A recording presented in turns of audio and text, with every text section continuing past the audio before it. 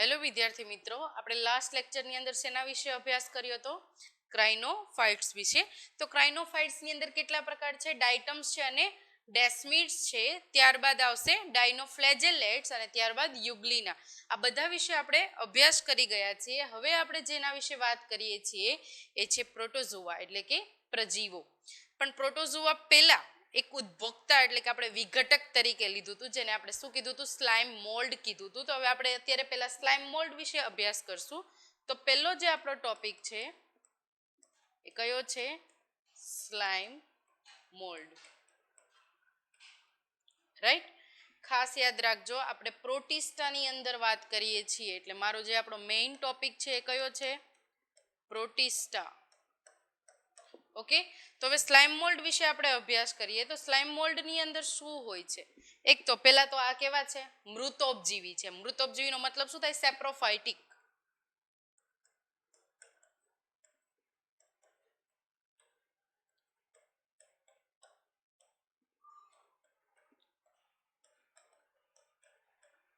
એટલે કે કોઈ પણ સડતા પદાર્થો છે, સડતા પર્ણો છે, કોઈ પણ સડતો દેહ છે, એની ઉપર ઉગી નીકળતી જે મોલ્ડ છે એને આપણે શું કહીએ છીએ? સ્લાઇમ મોલ્ડ. હવે આ સ્લાઇમ મોલ્ડ શું કરશે? વિઘટન કરાવશે અને પોતાનો એમાંથી ખોરાક મેળવશે અને ત્યાં એ પોતે ગ્રો થશે. એટલે આ શું કરશે કે મૃત પદાર્થ કે સડી ગયેલ પદાર્થો પર પોતાનું જીવન ગાળશે. તમે આને બીજું એ પણ કહી શકો કે આ શું છે? પ્રોટિસ્ટા ફૂગ છે. શું છે? પ્રોટિસ્ટા ફૂગ. કેમ આને પ્રોટિસ્ટા ફૂગ કહેવાય છે? કેમ કે એ શું કરશે? પોતે જે માઇસેલિયા છે, એટલે ફોર એક્ઝામ્પલ કે અહીંયા કઈ ઉગે છે, રાઈટ? તો આ એ પોતાના હાઇફી એટલે કે જે માઇસેલિયા છે આવી રીતે છોડશે અને અહીંયા પોતાનું પાછું નવું સ્ટ્રક્ચર બનાવશે. આવી રીતે કન્ટિન્યુઅસલી એ ગ્રો થયા રાખે છે. એટલા માટે આપણે એને શું કીધું કે પ્રોટિસ્ટા ફૂગ. એટલે કે ફૂગ જેવું કરે છે. ફૂગની અંદર કેવા કવક તંતુઓ છે એ ફેલાઈ જાય છે બધી બાજુ, એવી રીતનું કામ છે. તો અહીંયા એક એક્ઝામ્પલ લઈએ છીએ આપણે, પ્લાઝ્મોડિયમ.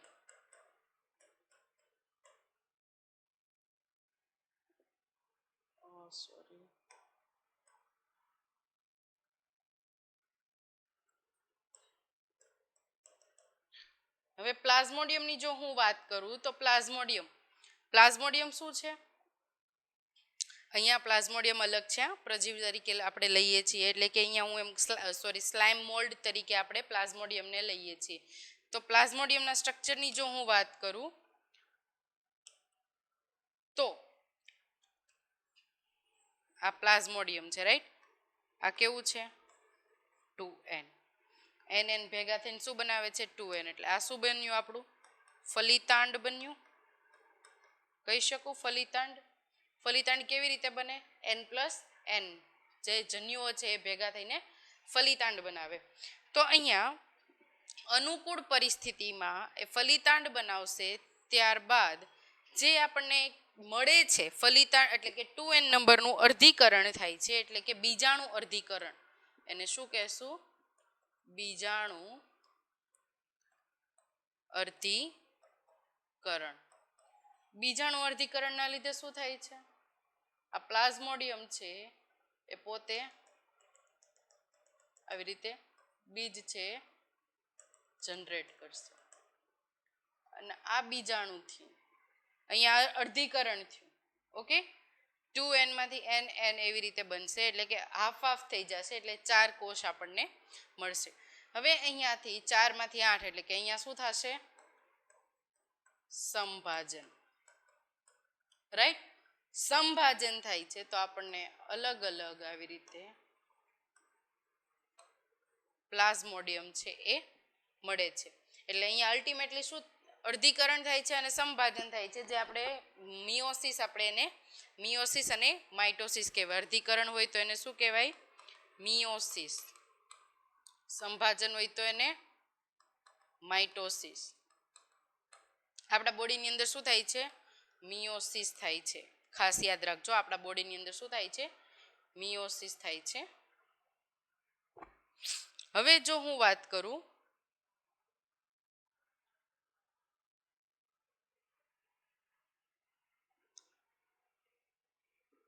જે સ્લાઇમ મોલ્ડ છે, સ્લાઇમ હવે અહીંયા વનસ્પતિની કોષ દિવાલ છે, સેલ્યુલોઝની બનેલી છે. આપણે જાણીએ છીએ પ્રાણીઓની અંદર કોઈ પણ પ્રકારની કોષ દિવાલ છે એ હોતી નથી. તો અમુક ટાઈમ એવું બને છે કે જે પ્લાઝ્મોડિયમ છે એટલે કે સ્લાઇમ મોલ્ડ છે એની અંદર ક્લોરોફિલ કેવું હોય છે?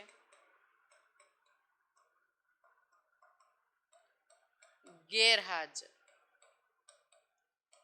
રાઈટ. ક્લોરોફિલ ગેરહાજર છે એનો મતલબ છે આ વિષમપોષી છે. વિષમપોષીની અંદર પણ કયો પ્રકાર છે પાછો? મૃતોપજીવી છે. એટલે આ શું છે? વિષમપોષી. એની અંદર પણ કયો પ્રકાર છે? મૃતોપજીવી, જેને આપણે શું કહીએ છીએ? સેપ્રોફાઇટિક. રાઈટ. હવે અહીંયા આપણે એકવાર એની ફિગર જોઈ લઈએ.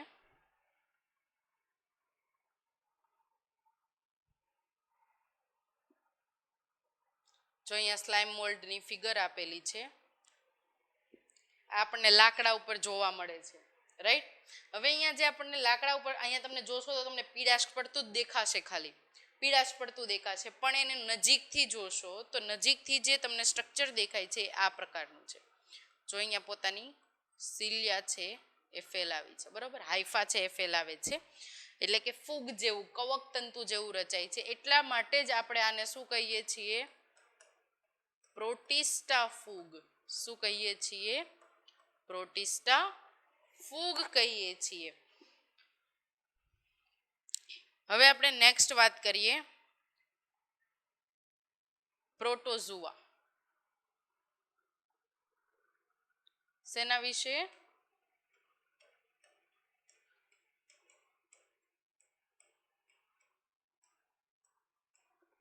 પ્રોટોઝુઆનો મતલબ શું થાય? પ્રજીવો. પ્રોટોઝુઆ એટલે શું થશે? પ્રજીવો. પ્રજીવો કયા કયા પ્રકારના હોય છે? પ્રાણીઓની અંદર જે પ્રજીવો હોય છે એની આપણે વાત કરી લઈએ. તો પ્રજીવો કયા કયા પ્રકારના હોય છે? અમીબીય હોય છે, કશાયુક્ત હોય છે અને પક્ષમાં ધરાવતા પ્રજીવો હોય છે. એટલે હું એના ટાઈપ લખું છું અહીંયા 3 પ્રકારના. કયા? 3 પ્રકારના. તો કયા 3 પ્રકાર છે? એક કેવા છે?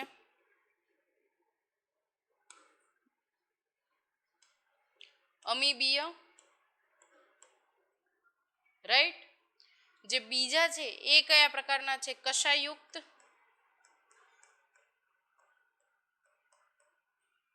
જે ત્રીજા છે એ કેવા છે? પક્ષમાં ધરાવે છે.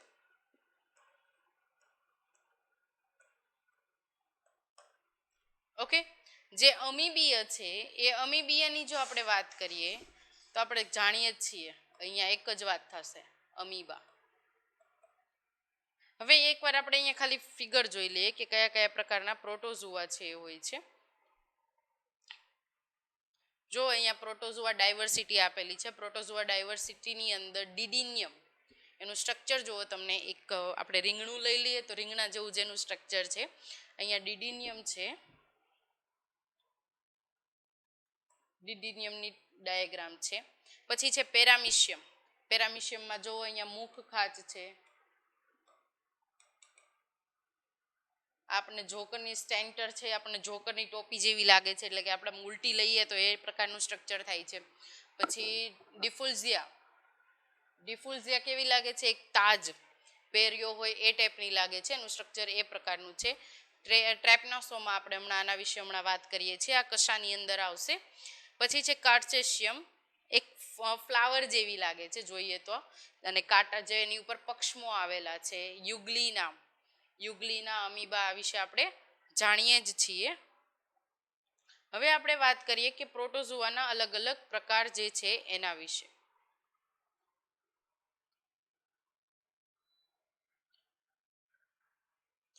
તો હું પેલું અમીબીય પ્રકાર લઈ લઉં છું. અમીબીય પ્રકારની અંદર શું કે અમીબા છે એ આપણે જાણીએ છીએ શું ધરાવે છે, ખોટા પગો ધરાવે છે. તો પહેલો જ પોઈન્ટ મારો શું હશે, શું ધરાવે છે, ખોટા પગ ધરાવે છે. હવે જેનો ખોરાક છે એ કયા પ્રકારનો છે, તો એ અંતગ્રહણ કરે છે. અંતગ્રહણ એટલે હોલોઝોઇક, આપણે આગળ વાત કરી હતી હોલોઝોઇક અંતગ્રહણ એટલે આ કઈ પદ્ધતિ થઈ, પ્રાણી સંપોષણ. કઈ પદ્ધતિ, પ્રાણી સંપોષણ.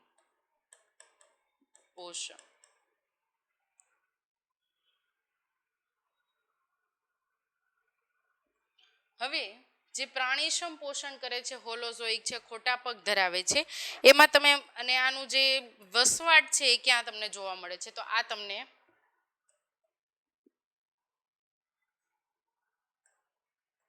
મીઠા પાણીમાં, દરિયાઈ પાણીમાં જોવા મળશે. મીઠા પાણીની અંદર પણ હશે અને દરિયાઈ પાણીની અંદર પણ હશે. ત્યારબાદ આની ઉપર આનું જે સ્ટ્રક્ચર છે એ સ્ટ્રક્ચરની જો આપણે વાત કરીએ, અહીંયા અત્યારે આ નોર્મલ છે રાઉન્ડ, એટલે આની અંદર ખોટા પગ છે એનો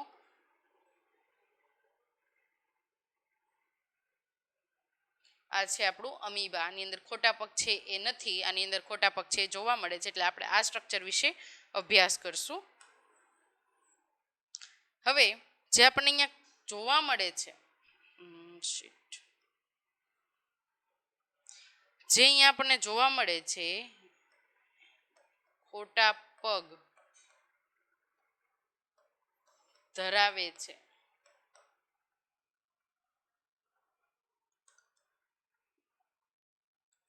શું છે આ અમીબા. ખોટા પગ ધરાવે છે અને આ શું કહેવાશે, અમીબા કહેવાશે. તો હવે અહીંયા ખોટા પગ છે, જ્યારે એને જરૂર પડશે ત્યારે શું કરશે, બહાર કાઢશે, અંતગ્રહણ કરશે, પાછું અંદર ખેંચી લેશે, જે પણ એને ખોરાક જોઈએ છે એની વાત કરું છું. તો હવે અહીંયા જેની ઉપર જે દ્રવ્ય આવેલું છે, હવે આ દ્રવ્યને શું કહેવાશે, સિલિકા યુક્ત દ્રવ્ય.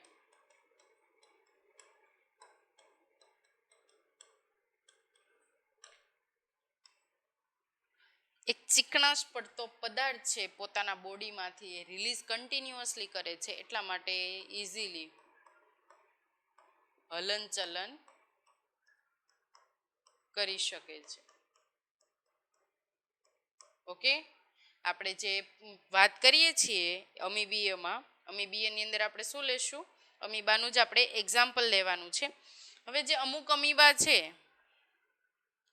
એ મુક્ત જીવી છે. કેવા છે, મુક્ત જીવી. અને અમુક છે એ કેવા છે, પરોપજીવી. પરોપજીવી એટલે બીજા ઉપર આધાર રાખે, એના બોડીની અંદર જઈને પોતાનો વસવાટ કરાવશે. અહીંયા આપણે વાત કરી અમીબીયની. હવે આપણે સેકન્ડ લઈએ. સેકન્ડ આપણે વાત કરશું કશા.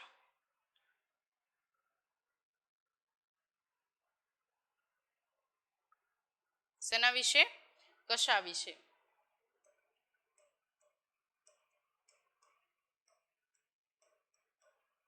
કશાયુક્ત પ્રજીવ એટલે કે ફ્લેજેલર પ્રોટોઝુઆ. તો એવા કયા કયા છે અને કશાયુક્ત કેમ કીધું, કેમ કે એની અંદર શું જોવા મળે છે, કશાઓ જોવા મળે છે, રાઈટ. તો જો હું અહીંયા વાત કરું કે કશાયુક્ત પ્રજીવોની, તો એની અંદર કશાઓ જોવા મળે છે અને આનું જે વસવાટ છે એ કેવો છે? એક તો છે મુક્તજીવી, બીજો છે પરોપજીવી. મુક્તજીવી તરીકે હશે અથવા પરોપજીવી. પરોપજીવી એટલે એને કોઈ યજમાન જોશે પોતાનું વૃદ્ધિ અને વિકાસ કરવા માટે, અને મુક્તજીવી એટલે મુક્ત રીતે રહી શકે છે, એના વિશે વાત કરીએ છીએ. હવે અહીંયા આપણને જે આ પ્રોટોઝુઅન જોવા મળે છે, આ પ્રોટોઝુઅનનું એક સ્પેસિફિક આપણે વાત કરીએ તો ટ્રિપ્નોસોમા.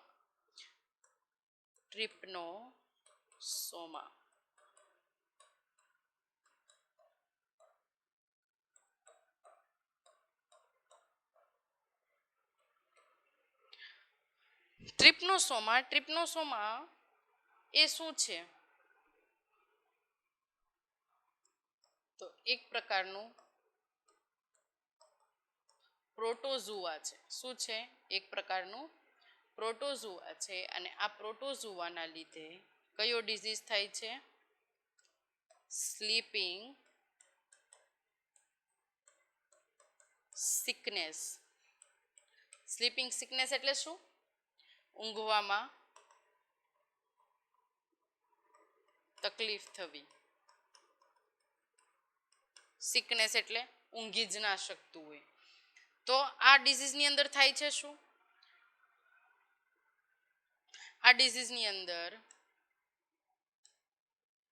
જે પ્રોટોઝુઆ છે એટલે કે જે ટ્રિપ્નોસેમા છે યજમાનના બોડીની અંદર જશે અને પોતાનું વૃદ્ધિ છે એ કરવાનું સ્ટાર્ટ કરી દેશે. વૃદ્ધિ થશે એના લીધે સ્લીપિંગ સિકનેસ આવે છે. કેમ એવું થાય છે? તો આ જે લસિકા ગ્રંથિ છે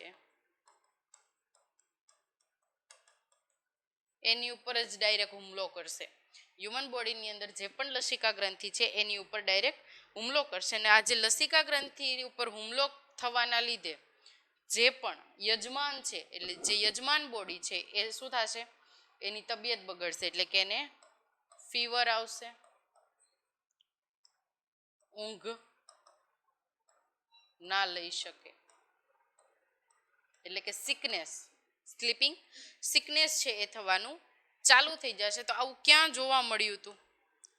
તો પહેલું આવું આફ્રિકામાં, ને અત્યારે પણ આફ્રિકાની અંદર આ વધારે જોવા મળે છે. ઓકે, ત્યારબાદ આપણે વાત કરશું ટ્રિપ્નોસેમાનું. તમને સ્ટ્રક્ચર એક બતાવી દઉં. ટ્રિપ્નોસોમા બ્રુસી. આ સ્ટ્રક્ચરને તમારે જો ડ્રો કરવું હોય તો તમે આ રીતે કરી શકો.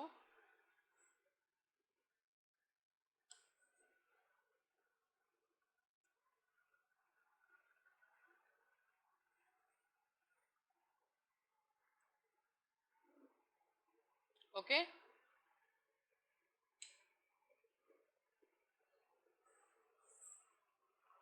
ફરીથી ડ્રો કરું છું, જુઓ.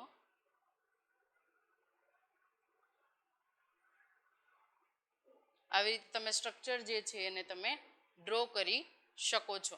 હવે આ જે ટ્રિપ્નોસોમા છે એ આપણને ઓલરેડી આપણે જાણીએ છીએ એના વિશે કે એનું કામ શું, એ શું કરે છે?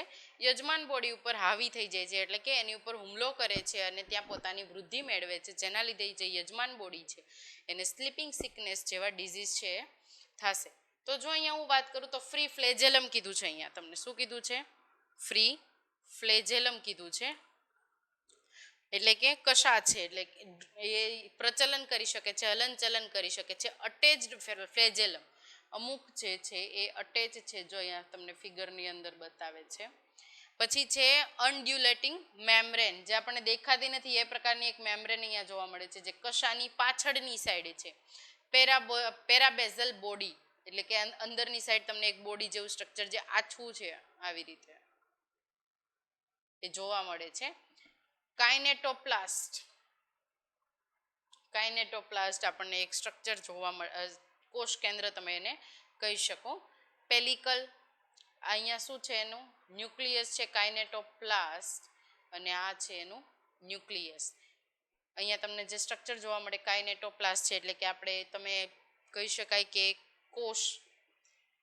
કોષ રસનું આખું સમાવેશ થઈને જેની આંખ જેવું સ્ટ્રક્ચર છે એની આજુબાજુ તમને જોવા મળશે. પછી આ છે સાઇટોપ્લાઝમ, એટલે આને તમે શું કહેશો? એનું જીવરસ છે એ કહેશો. હવે આ ફિગર વિશે આપણે વાત કરી લીધી. હવે આપણે જોઈએ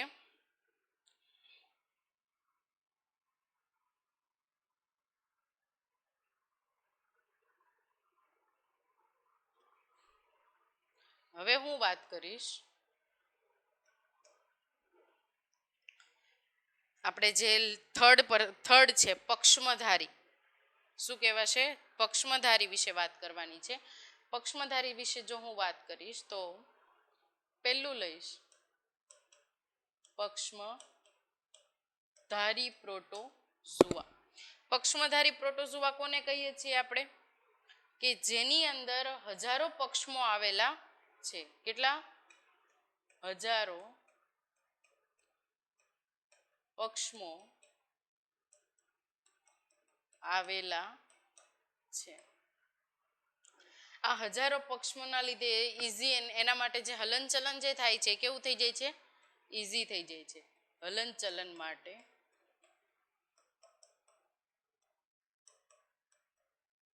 ઉપયોગી. રાઈટ. ત્યારબાદ જે આ પક્ષમો છે એ પક્ષમોના લીધે જ આપણે એને પક્ષમધારી કહીએ છીએ. અહીંયા એક મુખ ખાંચ જોવા મળે છે. શું જોવા મળે છે? મુખ ખાંચ. અહીંયા હું સ્પેસિફિક પેરામેશિયમની વાત કરું છું. પેરામેશિયમની.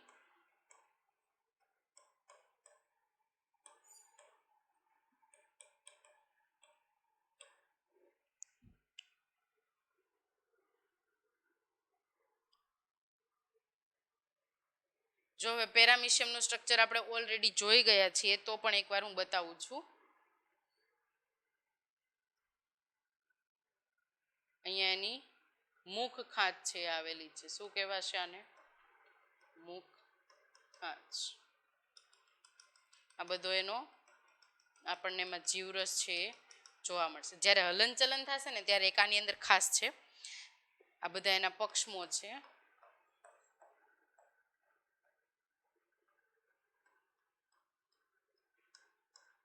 જે હલનચલન થશે, હલનચલનમાં શું થશે કે જે એક જીવરસ છે એ બધો એક બાજુ ભેગો થશે એટલે આવી રીતે એની મૂવમેન્ટ થતી હશે. જીવરસ બધો એક બાજુ ભેગો થશે પછી એક સાઈડ જશે. જ્યાં બાજુ જીવરસ ભેગો થતો હશે એ બાજુ એનું મૂવમેન્ટ થાય છે એટલે કે પ્રચલન થતું હશે. તો અહીંયા એક મુખ ખાંચ આવેલી હોય છે. મુખ ખાંચથી જ પોતાનો ખોરાક છે એ ગ્રહણ કરશે. ત્યારબાદ જોઈએ એક પોઈન્ટ રહી જાય છે કે જે મુખ ખાંચ છે એ કોષ સપાટી ઉપર ખુલે છે. ખાસ યાદ રાખજો. મુખ ખાંચ છે એ અંદરની સાઈડની પણ ક્યાં ખુલશે?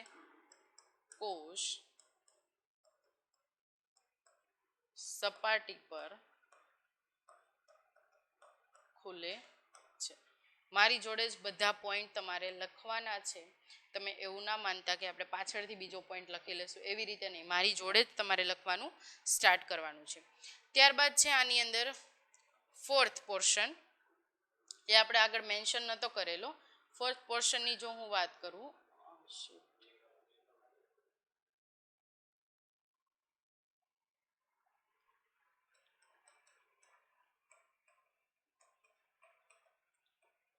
બીજાણુ સર્જન પ્રોટોઝુઆ.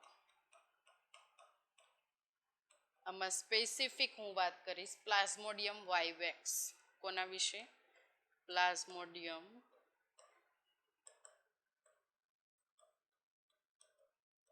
વાઇવેક્સ વિશે. હવે જે પ્લાઝ્મોડિયમ વાઇવેક્સ છે એટલે આ શું કોઝ કરે છે? આ જે મેલેરિયા છે એ કોઝ કરશે. મેલેરિયા કોઝ કરતું પ્રોટોઝુઆ છે. હવે જે પ્લાઝ્મોડિયમ વાઇવેક્સ છે એ પ્લાઝ્મોડિયમ વાઇવેક્સ એનું સ્ટ્રક્ચર કયા પ્રકારનું છે? તો બીજાણુ નિર્માણ કરે છે. બીજાણુ નિર્માણ થઈને એને યજમાનની જરૂર છે એટલે હું એમ કહી શકું કે કેવું છે? પરોપજીવી છે. કેમ? કેમ કે એને યજમાનની જરૂર છે ને યજમાનમાં રહીને જ એ પોતાની છે વૃદ્ધિ કરી શકશે. તો અહીંયા મેલેરિયા કરતા પ્રજીવ છે એ કયા છે? પ્લાઝ્મોડિયમ વાઇવેક્સ. અહીંયા હવે આપણો પ્રોટિસ્ટા પાર્ટ છે એ કમ્પ્લીટ થઈ જાય છે. હવે આપણે નેક્સ્ટ લેક્ચરની અંદર શું જોશું? ફૂગ વિશે જોશું. એટલે કે ફૂગ સૃષ્ટિ વિશે આપણે અભ્યાસ કરીશું. Thank you.